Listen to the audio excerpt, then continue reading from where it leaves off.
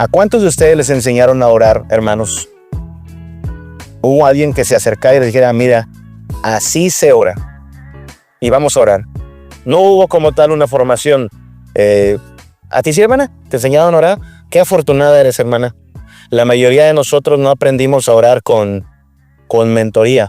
La mayoría de nosotros, creo, lo que hicimos fue repetir lo que escuchábamos que otros decían, agarrar algunas frases que se oían interesantes y bonitas, porque nadie quiere orar y parecer un torpe, ¿no? Así es que escuchamos la oración de la autoridad de la iglesia, que es a veces el pastor o los ancianos, y copiamos su fraseología, ¿sí? Creo que así fue la mayoría de nosotros, ¿no? Si no es que incluso comenzamos con oraciones dichas casi de memoria, ¿no? Una pequeña oración que aprendimos para la comida, una pequeña oración que aprendimos para antes de irnos a dormir, 2 Padres Nuestros, y quizá con eso ya se completa tu dosis, o el Padre Nuestro y el Salmo 23 cuenta como oración y jálale, ¿no? No hubo entrenamiento como tal. Y este curso no pretende ser en sí un entrenamiento para la oración como tal, ¿no? Pero al menos sí una evaluación de nuestra oración, una evaluación de nuestra teología de la oración y un intento de que al evaluarnos podamos comprometernos, si me permite esa palabra, a orar con mayor entendimiento de lo que estamos diciendo, a orar con mayor conciencia de lo que está pasando cuando oramos, ¿ok? Esta es una disciplina muy, muy secreta, personal, solitaria. Jesús reprendió a aquellos que hacían de esta disciplina, la oración, algo público. ¿Se acuerdan? Los fariseos, aquellos maestros de la ley que oraban, pero hacían largas oraciones, parecían letanías con estas palabras rimbombantes para que la gente diga, ah, maestro, usted sí sabe orar, mira, cuánta elocuencia, cuánta espiritualidad. Si hubieran vivido en nuestra época, habríamos visto sus TikToks orando, sus historias de aquí comenzando mi sesión de oración, porque esto les encantaba a los fariseos, lucirse en las plazas, en las esquinas de las calles, para que la gente viera cuán espirituales son. Yo me temo que a veces tenemos algo de eso en la iglesia también. Como iglesia podríamos estar prestando más importancia a lo que en realidad sí es importante. Las palabras son importantes, pero a veces incluso las palabras son secundarias si el clamor, la súplica y la dependencia son genuinos, ¿sí? Creo que esto involucra lo que dice Jesús, el ser como niños. Un niño no le presta importancia a cómo habla, un niño simplemente expresa lo que quiere, no construye un discurso, no construye un argumento, simplemente clama a su padre, a su madre por ayuda, y eso es lo que se supone que es la oración. De hecho, si estudiamos la etimología de la palabra oración, la etimología bíblica, oración tiene que ver con postrarse, oración tiene que ver con clamar. La oración es un ruego. Hemos incluso sistematizado mucho la oración. No sé si se dan cuenta que en la iglesia oramos y hablamos de oración de invocación, oración de ofrecimiento, oración de alabanza, oración de confesión, oración de gratitud. Y no es que esté mal, claro que la oración involucra todo eso, pero esta sistematización es más, por así decirlo, escolástica que nada, ¿no? O sea, tú en tu oración puedes ir en realidad del quebranto al gozo y a la gratitud, etcétera. Los salmos hacen eso. En los salmos la persona empieza quebrantada y luego va al gozo y luego regresa a pedir cosas y luego va a la gratitud. No es como a veces nos dicen. Bueno, yo crecí en una iglesia donde los guardianes del orden cuidaban que la oración fuera de lo que pedía, ¿no? Le vamos a pedir al hermano que haga una oración de alabanza. Y el hermano empezaba pues un poquito a alabar a Dios, ¿no? Tú eres grande, tú eres fuerte, tú eres poderoso, te pedimos que nos ayudes, te pedimos que nos protejas. No puede hacer eso, hermano. Ya empezó a hacer peticiones. Y esta no era una oración de peticiones, era una oración de alabanza. Y dices, bueno, pero ¿cuál es el problema? O sea, no creo que Dios diga, hey, no hemos llegado al momento que es que te callas hasta que yo diga, ahora sí, las peticiones, ¿no? Pero he notado que hay esa actitud en la iglesia, una actitud un tanto restrictiva, escolástica. Cuando digo escolástica es tratar de sacar toda la clase de oraciones, dividirlas, ¿no? En oraciones de esto y aquello, cuando en realidad lo que Dios pide es ora a tu Padre que está en secreto. Busca a tu Padre cotidianamente. Es más, la oración modelo, la oración del Padre Nuestro, si algo tiene en particular es su simpleza, ¿no? Hágase tu voluntad, santificado sea tu nombre, danos el pan de cada día, protégenos del mal, perdona nuestras faltas, nuestras deudas, tuyo es el reino. Amén. Es una oración muy sencilla, ¿no?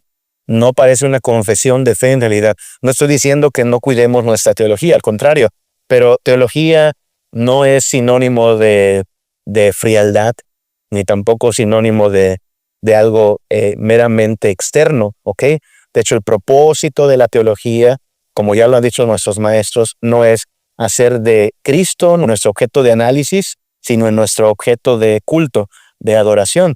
Así es que esa es la idea de este colectivo, hermanos. Vamos a hablar de la oración.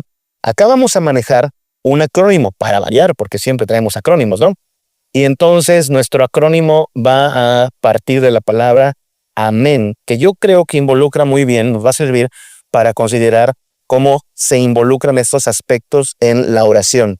Una oración tiene que incluir estos aspectos. Tiene que incluir, primero que nada, asombro de parte del que ora. El que ora debe tener una perspectiva grande, amplia, de aquel al que estamos orando. Usted no puede orar si no está asombrado ante Dios. Usted no puede orar efectivamente, genuinamente, si no está consciente de la majestad de aquel al que está orando, ¿ok? También incluye mansedumbre. No oramos como aquella torpe que dice, no aceptaremos un no por respuesta. Esa señora no conoce con quién está orando. Nosotros oramos en mansedumbre. Lo que tú digas, Señor, sea hecha tu voluntad. Tu voluntad es buena, agradable y perfecta. No siempre la entendemos, pero sea hecha tu voluntad. La oración debe incluir esperanza, por supuesto. No iríamos a alguien que creemos que no nos ama, no iríamos a alguien que creemos que no tiene poder, no iríamos a alguien que de quien no tuviésemos la certeza de que existe. Noten cómo es importante hablar de este tema, hermanos, un tema tan simple y tan común. Pregunta, ¿un ateo puede orar?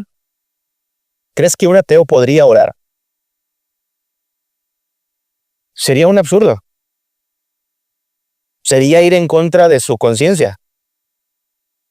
Como ¿por qué oras? Tú en tu corazón has determinado que no hay un Dios. Y ahí es donde comienza la fe, según Hebreo, ¿no? Es necesario que el que se acerca a Dios crea que le hay. Orar es algo que solo hacen los creyentes. Y eso ya es decir bastante, hermanos.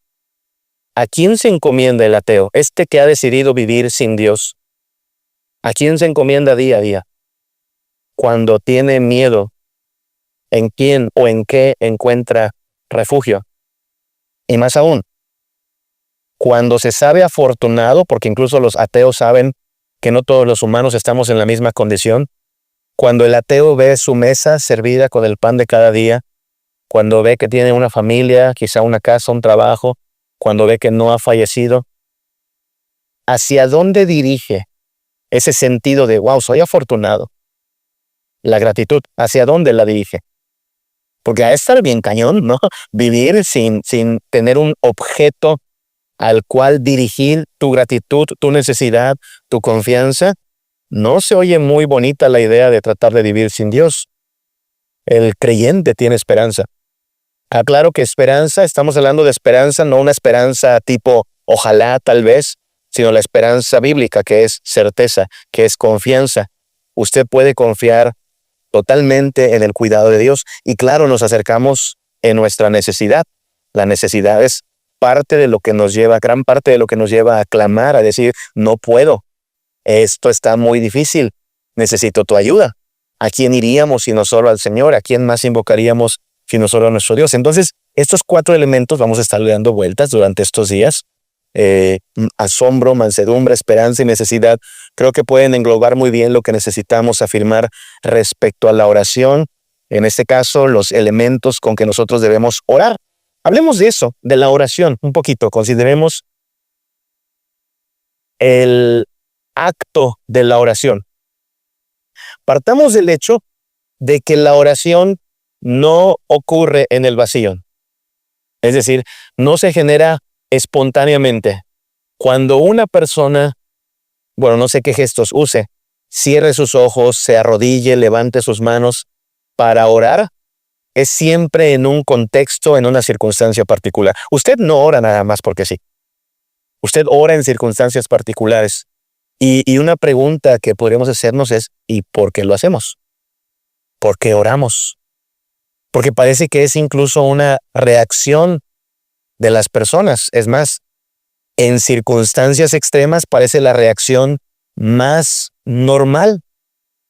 Me encantó una película que se llamó No miren hacia arriba. ¿Vieron esa película?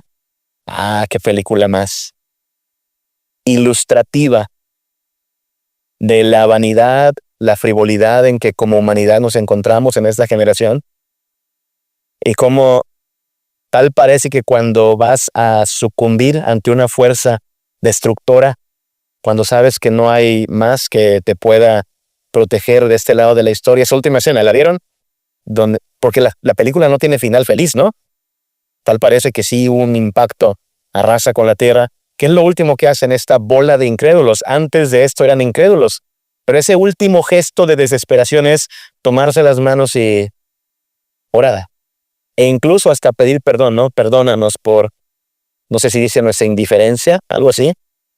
Pero ese gesto, orar, es un gesto que parece de lo más racional cuando cualquier otra fuente te ha fallado, cuando cualquier otro recurso se ha agotado. Siempre pasa así. Por eso una de las primeras señales de vida nueva es la oración. Una persona que tiene vida nueva en Cristo, una de las primeras cosas que hace es orar, clamar, ¿ok? Y siempre ocurre en el contexto de la religión. Pues claro, es que si hay quizá algo tan simple y a la vez tan religioso en lo que hacemos, es quizá orar. Orar es una especie de caer en conciencia que no solo pertenecemos o participamos de una realidad visible, sino que hay una realidad invisible que trasciende y que incluso puede tener contacto con esta realidad visible y ayudarnos a sobrellevar nuestras situaciones adversas. Es llamémosle, portal hacia una realidad que no vemos, pero que no por eso no es real. Dios, sus ángeles, su poder, su gobierno. Curioso porque hay naciones que no han cortado esta relación con lo espiritual, lo religioso. Me encanta pensar cómo por ley todavía en Estados Unidos, hoy y cada día, no se comienza una sesión de la Cámara de Representantes sin una oración. ¿Sabían eso? Cuando los legisladores de Estados Unidos van a abrir una sesión, se tiene que hacer una oración.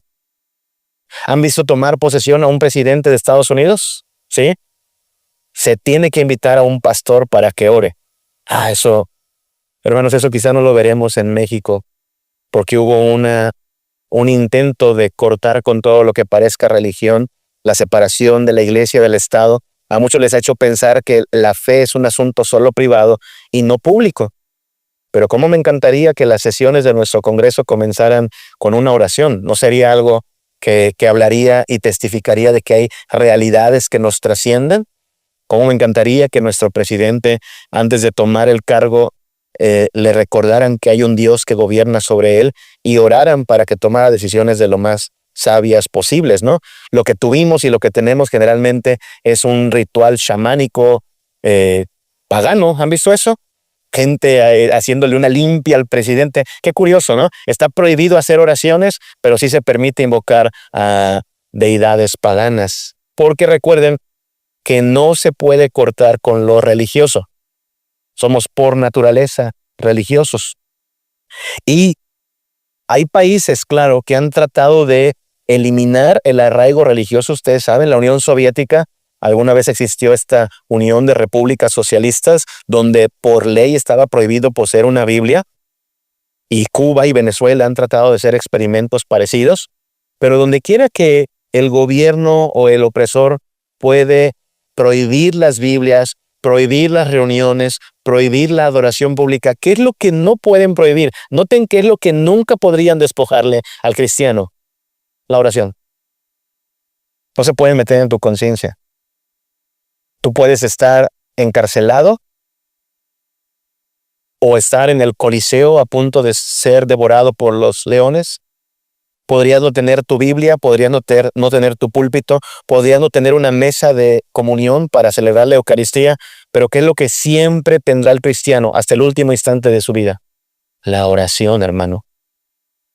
Puede simplemente cerrar sus ojos, o si los quiere dejar abiertos, e invocar el nombre de Dios y fortalecerse en el Señor. ¿Te das cuenta? La oración es algo de lo que nunca podrán despojar al cristiano.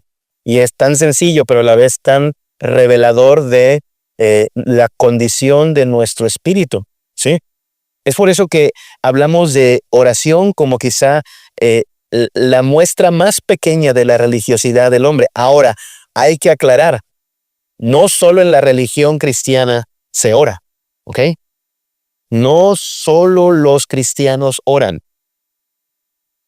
Y por eso tenemos que preguntarnos si la forma en que estamos orando es legítima, es coherente con la Biblia, si incluso nuestra oración es escuchada por Dios, porque no es como decir, pues todo el mundo ore, ¿no?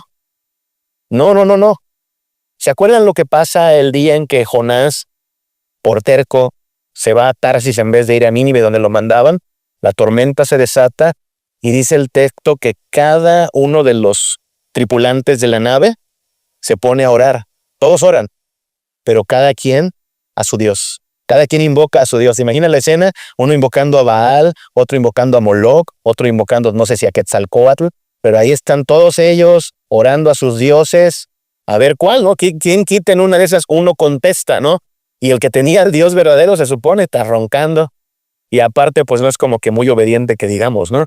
Entonces, el punto de la oración no es solo reconocer que la oración es algo religioso, sino que la oración es efectiva únicamente si la religión es la verdadera. Porque piensa, los musulmanes oran. Y hermanos, los musulmanes oran más que ustedes, ¿eh? 5 veces al día oran los musulmanes. En donde estén, ¿eh?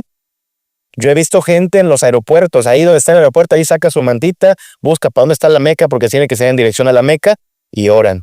Ahí están orando. En la oficina, donde les agarre la hora de la oración, 5 veces al día hay que orar. Los budistas oran. No sé si le llaman oración como tal, porque ellos le llaman más meditación. Cosa rara, porque ustedes saben de qué se trata el budismo, ¿verdad? ¿Sí? ¿Vieron Dragon Ball? ¿Sí? Tuvieron un adoctrinamiento en budismo, por si no lo sabían. ¿Cómo le hace el señor Goku para entrar en este nivel de espiritualidad? ¿Tiene que pensar? No. Tiene que vaciar la mente. Porque en el budismo de lo que se trata no es de pensar, sino de no pensar. Es un absurdo. El hombre fue creado a imagen de Dios y es por lo tanto un ser pensante.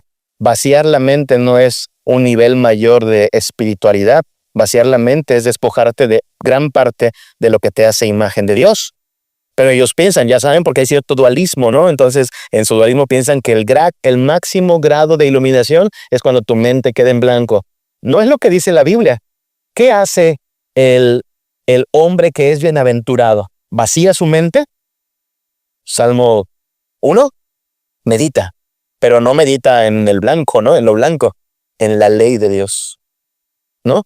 Al Señor cantaré en mi vida, a mi Dios cantaré salmos mientras viva, dulce será mi meditación en Él.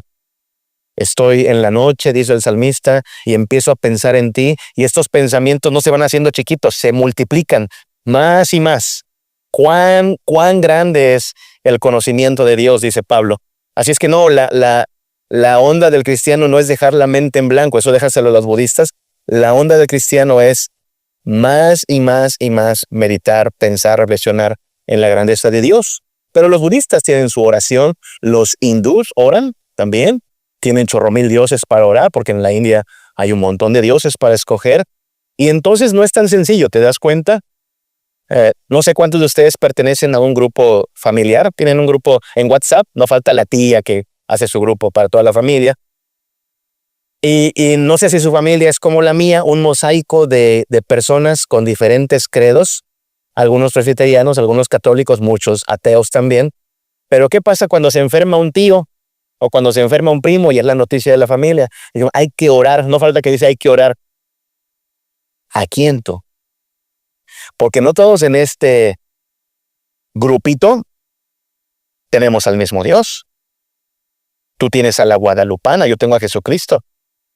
Hay otro que es medio brujo. Entonces no es un asunto así como que pues vamos a orar todos. No, ¿a quién? Claro, no vayan a meter polémica en el grupo. Lo que estoy diciendo es, no es tan sencillo como decir pues vamos a orar. No. ¿A quién? ¿En qué dinámica? ¿Ok? Porque no solo los cristianos oran, es más, hasta los brujos oran. Bueno, espero que no haya sido nunca una sesión de brujería, pero me da risa cómo hay estos programas en la televisión con los disquermanos y videntes y esotéricos, que así como te leen las cartas y te echan ahí un choro de brujería, después echan un Padre Nuestro y dices, qué raro, ¿no? Una mezcolanza ahí de paganismo y cristianismo, leyendo el Salmo 23 y después invocando a la Pachamama, o sea, bien rara su religiosidad, pero lo hacen. Es más, los judíos oran. Qué interesante, porque si bien tienen una noción monoteísta y creo que saben del Dios de Abraham, no se enteraron, o sí se enteraron, pero no lo quieren creer, que el Dios de Abraham envió a su hijo, nacido de mujer, nacido bajo la ley, y que el único camino al gran yo soy con el que habló Moisés cara a cara es Jesucristo, hombre. Y hay gente, ese es el muro de los lamentos. Hay gente que ahí va de payasónica a hacer su oración, porque no sé por qué yo concluyo que esto es fetichismo, ¿ok, hermanos? O sea, la idea de voy a hacer un viaje a Tierra Santa porque quiero orar en el muro. ¿Qué tiene ese muro, hermano? ¿Sí? Aparte de polvo, ¿no? Sí, porque no sé si sepan, la tradición es incluso escribir una oración o una porción y meterla ahí en las rendijitas. Hermano, ora a tu Padre a través de Jesucristo. No tienes que ir a Tierra Santa para que tu oración sea más escuchada, que tenga prioridad de atención. No creemos eso. Donde quiera que se invoque el nombre de Jesucristo, ahí el Espíritu Santo oirá e intercederá por nosotros, como dice Pablo en Romanos 8, con gemidos indecibles, no conforme a nuestra voluntad, sino conforme a la voluntad del que oye la oración. Pero hay gente que es así de fetichista, ¿no? Y además, pobres judíos, están orando, pero no están orando a través del único intermediario provisto, que es Jesucristo. Y claro, por supuesto, los cristianos oran. Y en teoría, según lo que tenemos revelado, solo este pueblo es escuchado por Dios. Todo aquel que invoca el nombre de Cristo Jesús. Por lo que dice Jesús es, el que llama, se le abrirá. Este es oído, este es atendido.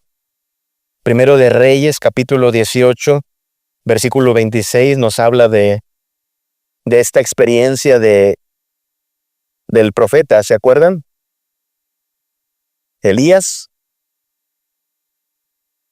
delante de 400 profetas de Baal, y nota cómo estos 400 profetas invocan el nombre, claman, eso es lo que significa orar. Orar es invocar, orar es clamar, orar es rogar. Invocan el nombre de Baal desde la mañana hasta el mediodía. Eso fue mucha oración, hermanos. O sea, eso es desde la mañana hasta el mediodía, clamando. Llega un momento en que hasta el mismo Elías dice, ya chole, ¿no? O sea, a lo mejor se fue de vacaciones, a lo mejor está en el baño y se le acabó el papel. Sí, lo que hace Elías es burlarse. Hay quien diría, no te burles. Perdón, pero ¿de quién se está burlando? De alguien que no existe. ¿Te das cuenta por qué es justificable la burla de Elías? Me burlo porque no existe. ¿O que me va a venir a hacer algo? ¿Baal? No te ha podido responder ni siquiera después de que invocaste tanto su nombre. Claro, en la época en que vivimos, tan llena de cristianos débiles que no quieren decir nada por no parecer políticamente incorrectos, tal parece que el Dios, el becerro sagrado es la tolerancia y no, respeta cada quien su religión. No hables en el púlpito de religiones, hermano. ¿Dónde hablaríamos entonces del Dios verdadero, sino desde la exposición de la palabra? Y lo tiene que saber todo aquel que no está invocando el nombre de Dios e invoca cualquier otra cosa, se engaña. Es una farsa. No sirve. No sirvió allá. No hubo quien respondiese, por más que oraron y oraron. Pasó con Jonás, ¿verdad? Lo que les decía, Jonás 1:4-5. Jehová hizo levantar un gran viento del mar, y hubo en el mar tempestad, y los marineros tuvieron miedo, y cada uno clamaba a su Dios. Cada quien le ruega a su santo, ¿no? Pero no importa cuánto ores, si el objeto de ese clamor es un Dios inerte, entonces, hermano, no tiene sentido. No funciona así. Notemos entonces cómo hay un error muy común, que es el que incluso los que promueven el ecumenismo, ¿saben qué es el ecumenismo, hermanos? O el diálogo interreligioso. ¿Sí saben eso? Gente que dice, bueno, nosotros tenemos a nuestro Dios y a Jesucristo, pero hay que darle apertura y bienvenida a los que tienen otras religiones, porque finalmente todos compartimos algo de esta búsqueda religiosa. A lo mejor en nuestras formas, ojo, ahí va el argumento, a lo mejor en nuestras formas somos muy diferentes, pero en el fundamento, en la base, tenemos elementos comunes. Ojo con lo que acabo de decir. El argumento de ellos generalmente es, aunque hacemos cosas muy diferentes, si le buscas, en el fondo, en el fundamento, todas las religiones tienen algo en común. Eso es falso. De hecho, es todo lo contrario. En realidad nos parecemos mucho en lo que hacemos. Todos los credos tienen una forma de reunirse. Los musulmanes se reúnen, los testigos de Jehová se reúnen, los mormones se reúnen, los hindúes se reúnen, los presbiterianos nos reunimos. Todos tienen una forma de establecer la membresía. Los presbiterianos hablamos de membresía, pero también los mormones, también los católicos, también los budistas, también los hindúes. Así es que tienen un ritual para formalizar la membresía. De hecho, tienen rituales. Todos tenemos rituales. Unos más sencillos, otros más elaborados, pero todas las religiones tienen sus rituales. Todos tienen cánticos, porque también los mormones cantan, también los budistas cantan. Un poquito raros sus cantos, pero todos cantan y todos oran para efecto de lo que estamos hablando. Todos oran. Entonces, yo no sé de dónde viene que diga alguien que dice, hacemos cosas muy diferentes. ¿De qué hablas? De hecho, hacemos cosas muy parecidas. Nos reunimos, nos congregamos, nos afiliamos, cantamos, oramos. En realidad hacemos cosas muy parecidas. No es que hagamos cosas muy diferentes. O sea, la idea de estos que promueven el ecumenismo es, somos muy diferentes en las formas, pero en el fondo compartimos algo en común. No es cierto. Si te das cuenta, es todo lo contrario. Somos muy parecidos en las formas. ¿Y sabes dónde está la diferencia? Precisamente en el fondo. Es decir, aquella idea de que las religiones son muy diferentes en sus formas, pero básicamente iguales en el fondo, es falso. De hecho, la verdad es todo lo contrario. Las religiones, todas, son muy parecidas en sus formas. Baste como ejemplo la oración. En todas las religiones hay oración. En donde es totalmente diferente es en el fondo. Fíjate, lo que sostiene el ecumenismo es totalmente diferente. Porque como acabamos de decir, sí, el católico ora. Y también el mormón, y también el brujo, y el chamán, y el pagano. ¿Dónde está la diferencia? En el fundamento. En la matriz. En la raíz. Y eso tiene implicaciones para con la oración. Hablemos entonces de cuáles son los elementos muy característicos, particulares, únicos de la oración cristiana. ¿Ok? Dice Richard Pratt, desde el punto de vista bíblico, la oración puede ser definida como la comunicación del creyente con Dios. Básicamente es eso. La oración es la comunicación del creyente con Dios. De entrada, tenemos 3 elementos básicos para que ocurra una oración.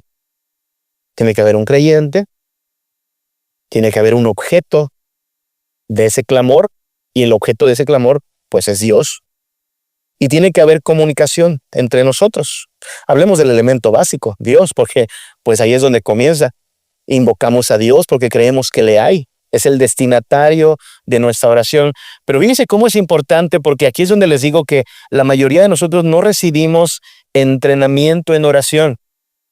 Y el entrenamiento en oración no comienza con la oración en sí. El entrenamiento en oración comienza con doctrina. Es como casi cualquier asunto práctico necesita primero una teoría, ¿no? Los que tocan el piano saben de lo que hablamos, los que tocan la guitarra saben de lo que hablamos.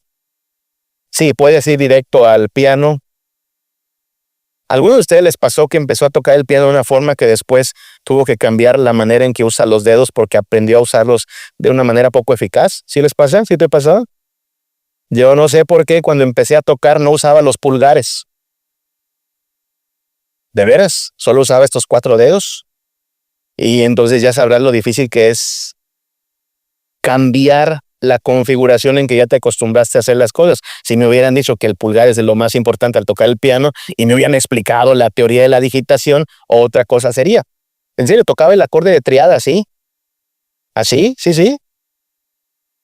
Entonces, la teoría es importante. Bueno, no empezamos a orar sin antes hacernos estas preguntas. ¿Qué papel desempeña este Dios? Oremos, oremos, pero este Dios al que vamos a orar, ¿qué papel desempeña? ¿Cumplir mi voluntad? ¿Atender a mis inquietudes sin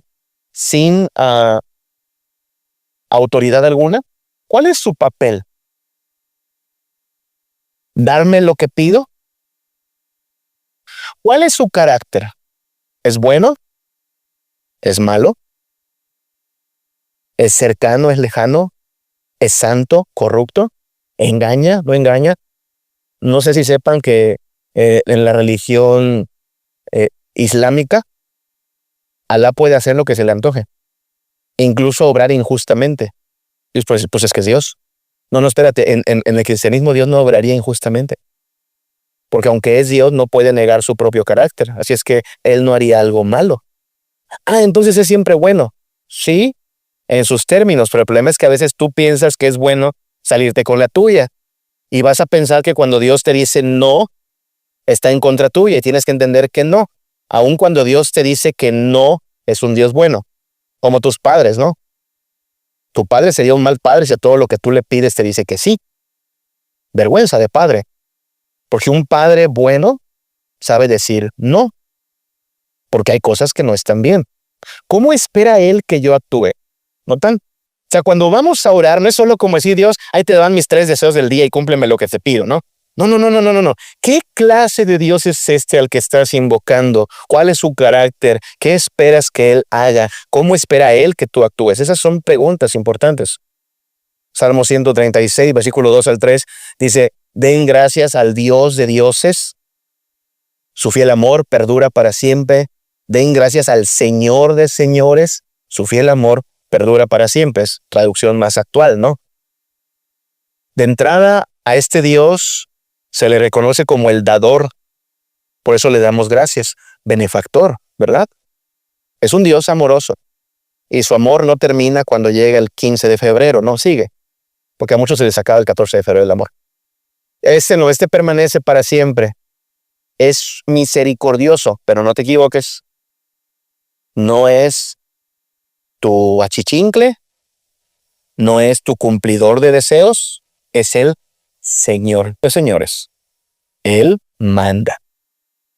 Así es que tendrás que aceptar su no por respuesta alguna vez. Salmo 103 del 2 al 3. Que todo lo que soy alabe a Jehová, que nunca olvide todas las cosas buenas que hace por mí. ¿Se acuerdan? Eso dice la Reina Valera en otras palabras, ¿no? Bendice alma mía a Jehová y no olvides ninguno de sus beneficios. Él perdona todos mis pecados, que no es lo mismo que decir Él sonsaca todos mis pecados, que no es lo mismo que decir Él ignora todos mis pecados. No los ignora, no los sonsaca, los perdona. ¿Será que el pecado le es poca cosa? No, el pecado le es abominación. Por eso necesita su perdón y sana todas tus enfermedades. ¿Quiere decir eso que nunca me voy a enfermar? No, de hecho, lo que dice el pasaje es que te vas a enfermar. Y Él te va a sanar. Sí, porque nos faltan los loquillos que hablan de que es sanidad perpetua para los cristianos. ¿De dónde sacas eso? El cristiano se enferma y en su enfermedad Él nos va a sanar. Así funciona.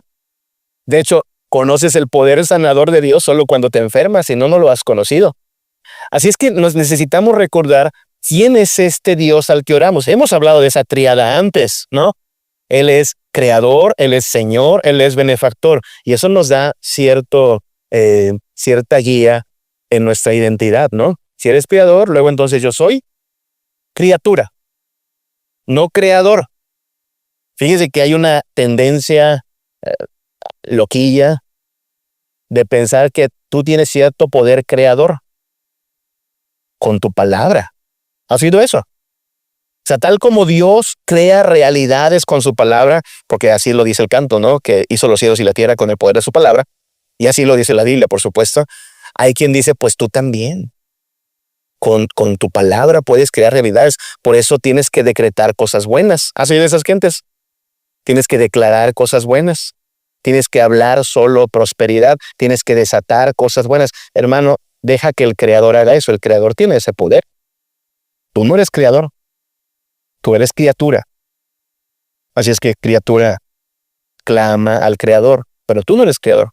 Él es Señor. Y si Él es Señor, uno es súbdito. Uno es el siervo. Por eso oramos, sea hecha tu voluntad. Todavía es para mí un poco interesante, ¿verdad? Escuchar a mis hermanitos. La semana pasada no les acompañé en sus clases porque estaba con los Umpalumpas de Mexicali. Les mandan saludos. Casi todos son chiapanecos. Están colonizando Mexicali tus compadres, hermano. Puro chiapaneco. Me llama la atención que la mayoría de los que escuché, no sé si es común en Chiapas, le hablan de usted a Dios. ¿Es común eso, hermano Alexis? No, sabes, solo como su forma de ellos. A lo mejor así les enseñaron en el seminario, no sé. No está mal, de veras, al contrario, los escucho orar y digo, me falta un poquito de eso a mí, o un mucho. Referirme a Dios como usted. No estoy diciendo que sea más espiritual o no, pero la forma, si tú oyes, es más, proponte hacerlo al menos de esas 3 veces que oras al día, una vez, háblale a Dios de usted. Dirás, es solo semántica, no, la forma de hablar influye en la actitud con la que oras. Si oras en términos de usted, ¿entiendes? No somos iguales. Él es superior. No sé si todavía nos enseñan, eso es también algo que me dejó pensando, ¿todavía le enseñan a los niños a tratar de usted a los adultos? ¿Sí todavía pasa?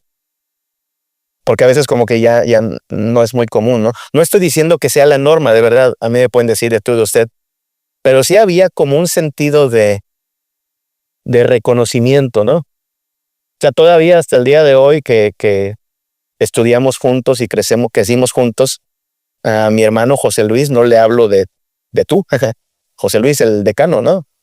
En un sentido, él es la autoridad en el seminario y también el pastor Amós, ¿no? Y se les habla de usted. Entonces, eso, insisto, no es que sea más santo o menos santo, pero esta conciencia de, hey, no estoy orando con cualquier persona. Estoy invocando la atención del Rey de Reyes, del Señor. Pero si algo me deja también confiado de que, bueno, no estoy pecando si le hablo de tú, es que al mismo tiempo es nuestro benefactor. Y por cierto, Padre. Y no solo Padre. Papirringo. Papito, ¿no? Abba Padre. Así es que está esta mezcla entre reverencia, conciencia de su grandeza, pero también confianza. Entonces, insisto, no estoy imponiéndole nada, solo le animo a que si quiere ir variando, se vale variar del tú al usted para recordarnos precisamente eso. Nuestros pensamientos y actitudes con respecto a Dios determinan en gran parte la forma en que nos dirigimos a Él. Lo que pensamos acerca de Dios determina en gran parte cómo nos acercamos a Él. Siempre, cada día, yo doy gracias a mi Cristo, porque lo tengo por seguro. Él viene por mí y estaré con Él. Oh, qué gozo siento en mi ser cuando pienso que estaré con Él por la eternidad.